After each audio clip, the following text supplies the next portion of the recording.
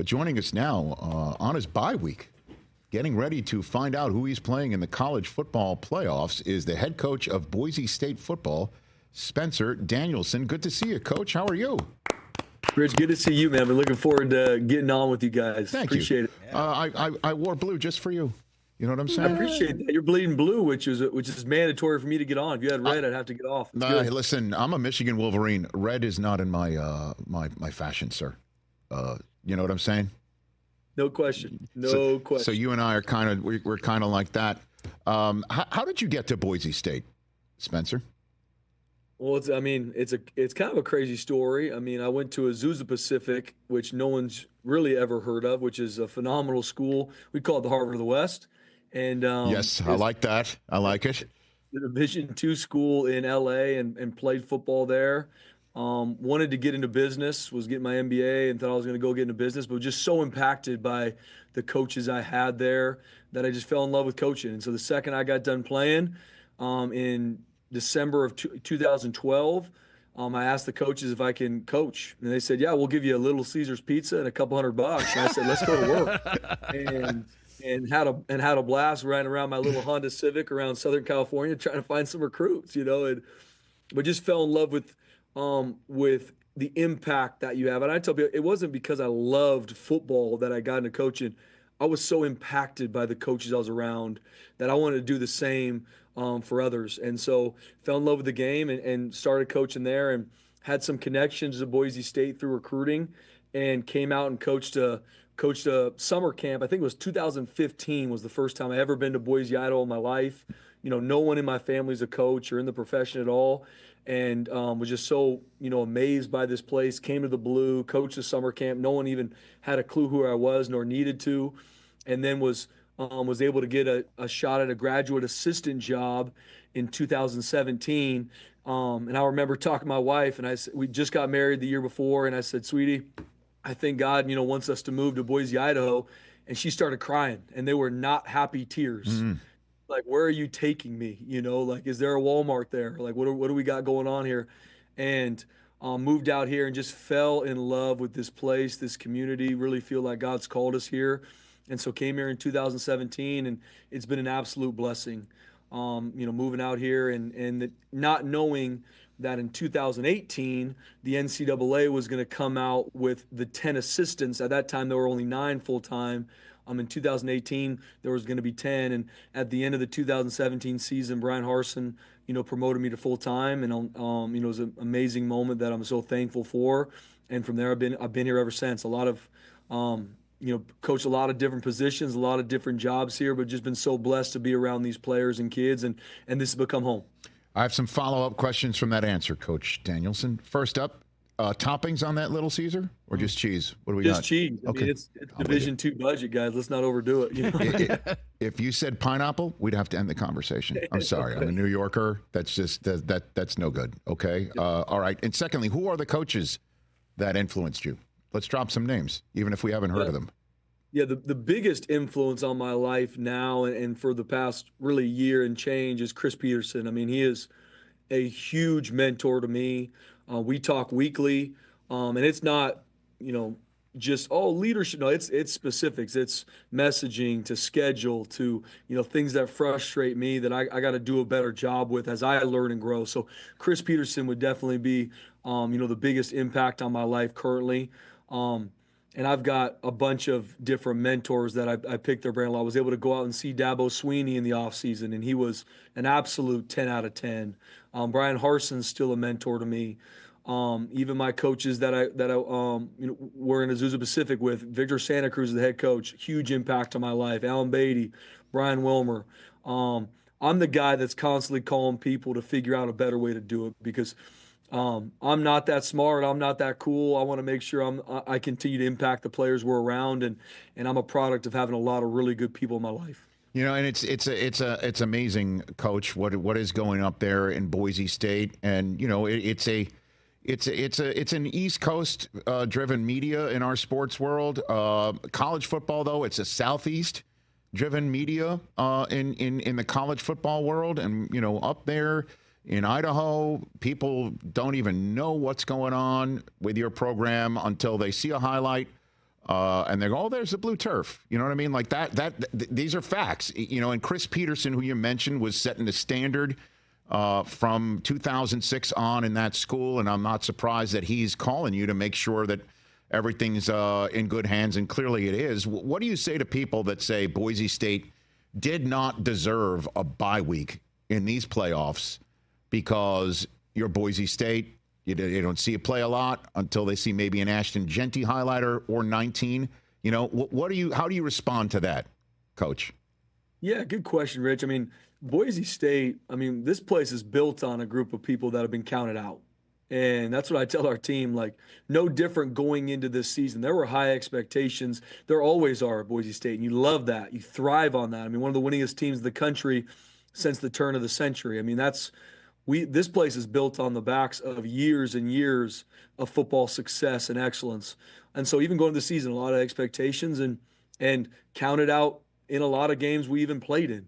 And so we've been in playoff football since this season started. We knew, losing a game, especially losing two, like me and you aren't even having this conversation if that happened. And so that's what you love. You thrive on that as a competitor. And with the expanded college football playoff, everybody has an opportunity. Everybody has a chance to compete for a national championship. It's on you to go do it. It's on you to earn the right to do it. And our team's done that. Our one loss is to Oregon, and we lost that game. We learned a lot from that game, and we grew from it. And every week after, win, find a way, compete. Next game's the most important game of the season. You hear that every week. Find a way to win. And we've got a really good team. And I believe in our team, and we did everything to earn the right to get the first round bye, and I'm proud of our team doing that. And now we got to work our tails off to earn the right to win the Fiesta Bowl and keep playing. It's a new season now. It's playoff football. When that ball gets put down in Arizona on the 31st, there's 8 teams left playing, and we're excited to earn the right to keep playing. No different than whoever we play is going to work their tails off to earn the right to beat us. So I'm proud of our team. They've earned the right to get a first-round bye, and I'm excited for us to continue to grow. Tell me something I don't know about Ashton Jeanty. Not that you know what I know about him, but I think you can kind of gather what the extent of what I know about him. What do you know about him? I should know. Yeah, Rich. First and foremost, he's an elite human being. Everybody watch the highlights, watch who is a football player. He is the best football player in the country. End of story. But he's an elite person. A unanimous captain, loves his teammates. This is the guy, Rich, that we're in fall camp, and I've used this story a lot, but I think it encapsulates Ashton, where, we're doing a night walkthrough in fall camp, and I can tell that he's frustrated. And at the end of the walkthrough, he's like, Coach, can you set a players-only meeting tomorrow? Because the urgency tonight just wasn't it. This is a 45-minute walkthrough at night, and Ashton Jeanty, who loves his team, has a huge impact on everybody he's around. All he was thinking about was not himself, it was about the team. And that's who he is. He's one of the hardest workers I've ever been around.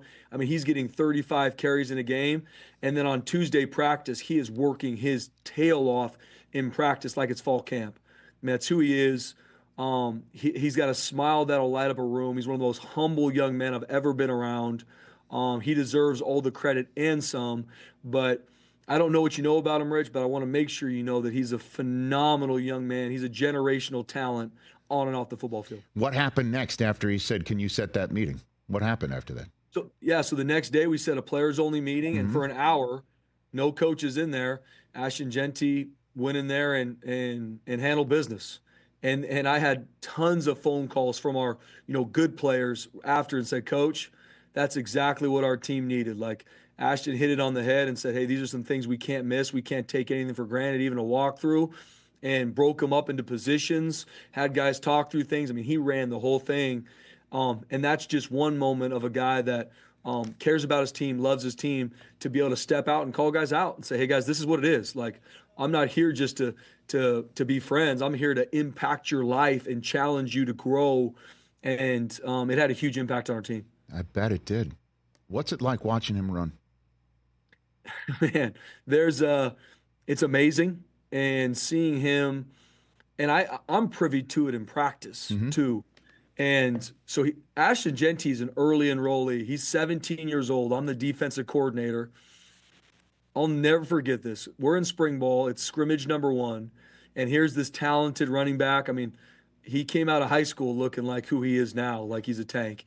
And so we knew right away that he was going to be something special. But I'm the defensive coordinator. It's our starting defense versus a 17-year-old. It's 4th and 1 in a live scrimmage, and he takes a 4th and 1 handoff. We know he's going to run the ball. He knows he's going to run the ball, and he takes that 4th and 1 handoff 75 yards to the crib. I was pissed in the moment, but then after I'm like, guys, I think we all can agree that Ashton Jeanty is going to be special. And there's been countless runs he's had this season where all 11 defenders have a legit opportunity to tackle him and they don't. He puts defenders in conflict every time he touches the ball because they don't know how to defend him. Do I stop my feet and brace for the freight train coming at me? If I do, he can run around me, and he's got the top end to take the distance. If I don't stop my feet, he's going to go through me like a fly on the windshield. So he puts people in conflict at all times. Spencer Danielson, few minutes left with the Boise State head football coach right here, coach of the year of the 2024 Mountain West, right on the Rich Eisen Show. So I imagine this is going to be the first time I can't imagine that you're going to be watching a game not knowing who you're playing next, but knowing it's either one of the two teams you're seeing. Like that, this is a rare tournament, I imagine, right? Like, have you ever had that experience? Like, I'm going to watch a game, and whoever wins, I'm playing next. Has that ever never happened? have. Right. No, never have. And that's Right. where even calling a lot of different head coaches that have played in the New Year's Six bowls prior, none of them had to go through kind of what we're going through, which not knowing your opponent. And so it is a new landscape. I mean, Saturday our guys are going to watch it from home because it's a day off for us. I want our guys to get time with their families and get our players away, but it's a new landscape for us, and we're excited. I mean, so we essentially created 2 game plans, a game plan for Penn State, a game plan for SMU, and we've really split practice down the middle. Some of it's for Penn State the first part of the week, and the second part of the week's SMU. So we're going to be ready either way, but it's definitely a new landscape. And where are you watching it? Gonna watch it from home. I got a 3.5-year-old and a 2.5-year-old. Oh my God! Wow. Oh my God! And we got one on the way in March, and we have 2 girls. We're gonna find out what the gender is at birth because my wife said without question this is the last one. And so I said, well, might as well wait. Why not? Even though we all know that it's probably going to be a girl and I'll be fired up, but it's so I'm going to be at home with the family, spend some time with them because it's going to be a long road to finish this thing out. I am giving we're flying our players home for Christmas Eve and Christmas because they need that. I believe in less is more. And when we do want our players here, I want them to be on the attack, but I want our coaches and players to enjoy Christmas with their families. And then when they get back, it's time to go to work. 3.5 and 2.5. Is that what you said? Yep. Boys, girls? Actually, what are they? I should say almost both girls. So Okay. Eleanor, I say 3.5. She's almost 4. Right. And then we have a 2.5-year-old that's Rosalie. Okay. And then, like I said, we've got one on the way in March, and we have a girl dog named June. So I'm locked in. You are locked in. You are locked in. And so again, you're a coach, so you have to have a game plan. What's the game plan? Blues Clues? What do we got? Because you got to watch this game, man. You can't. Obviously, parenting is job number 1, but this one, man, you got to what are we going to do? What are we going to do? I'm going to be.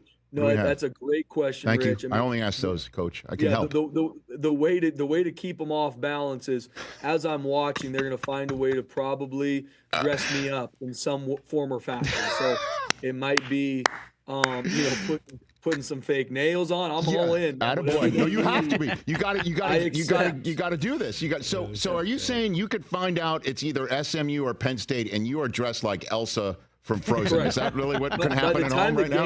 Yeah, by the time the game's over, I'll probably have multiple barrettes in my hair. I'll have a small dress on one arm, a small dress on the other, and my nails will be painted, and I'll be fired up wherever we play. Let's go. That's a great line. Chris, you got to say it. That was you just got to make. The cold doesn't bother you anyway, Coach. That's right. So that's it. Yeah. Let's go. Correct. Let the storm winds blow, man. That's right. You like Hey, warm let it hugs. go, boys. Let's go. That's Let it right. go. Come on. Let it go, man. Just let it go. And on that front, Fiesta Bowl has a rich history at your school, as we all know. The Boise State's won 3 of them. So it's kind of fitting that of all the bowl games that you're playing in as a bye week in the first 12-team tournament, it's this one. Is there somebody that will propose after the win, like the first one, on your team? Are we setting this thing up, Coach? Not to put any pressure on any of your players, but that put Boise State pretty much on the national map when Chris Peterson went to the Fiesta Bowl, beat Oklahoma. Ian Johnson gets to a knee. I mean, what do you think, Coach? What do we got here? I mean, there's definitely a couple guys that are close, and I had one-on-one meetings with them this week. I said, what can I expect? Because I want to make sure, we all know what's going on. I said, and I want to make sure your significant others are ready for whatever comes too. So I don't think that's going to happen, but okay. I mean, I've seen crazier stuff happen. I can promise you that. So we got a couple guys that are close. We'll see if they're planning it without me knowing. I was blessed to be able to marry one of our D linemen, Braxton Feely, this past summer. Okay. And now going to the Fiesta Bowl a little bit, it's like, man, should we have just waited, Brax? We could have done it after the game. Could have kind of killed two birds here. But I'm excited for our guys. And even to that point, Rich, I mean, guys ask me like, what jersey combinations you're going to wear? I'm like, well, they wore the exact same jersey combination in all three. So I think I'll be fired if I say we're not going to wear that same jersey combination. Yeah. So we're going to roll with the blue, white, orange, and we'll hit the ground running. Well, I look forward to seeing you play, Coach, and it's been a pleasure getting to chat with you for the first time. Hopefully it's the first of many. Congrats on everything that's happened with you personally, professionally. I'm sure your wife isn't crying about living in Idaho now. It's a beautiful state. My wife and I, we bring our kids up there to vacation quite frequently, and it's Well, fun. come on by, Rich. Okay. Come on by. I will absolutely do that. Trust me. When invited, I ring the doorbell. So be careful. That's all I'm saying. We'll watch Frozen together. We'll do that. Let's go. Okay. We'll get your nails painted, man. We'll get you down there. That is not my first rodeo in that regard, sir. Thanks for the time. Good luck to you. Rich, I appreciate you a ton. Thank you guys for having me on the show. Right God back bless at you. That's the same to you. That's Spencer Danielson of Boise State football right here on The Rich Eisen Show. Catch The Rich Eisen Show every single day on the Roku Channel, 12 to 3 Eastern, for free.